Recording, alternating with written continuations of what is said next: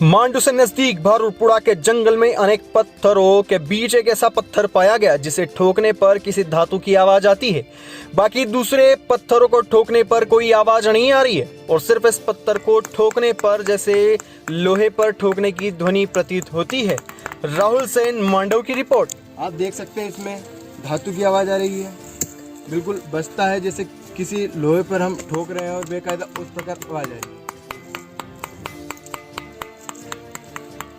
आप देख सकते हैं ये भारूपुरा के अंदर का मामला है। भारूपुरा घाट के जंगलों में ये पत्थर खोजने के बाद मिला है। दादा आप भी यहीं से हैं, आप ठोक के बताइए, सिर्फ यही आवाज करता है, बाकी दूसरा पत्थर कोई सी भी आवाज नहीं करते, सिर्फ यही करता है। जैसा कि आप देख रहे हैं यहाँ पर सिर्फ यही पत्थर आवाज कर रहा है, दूसरा पत्थर यहाँ पे कोई आवाज नहीं करता है।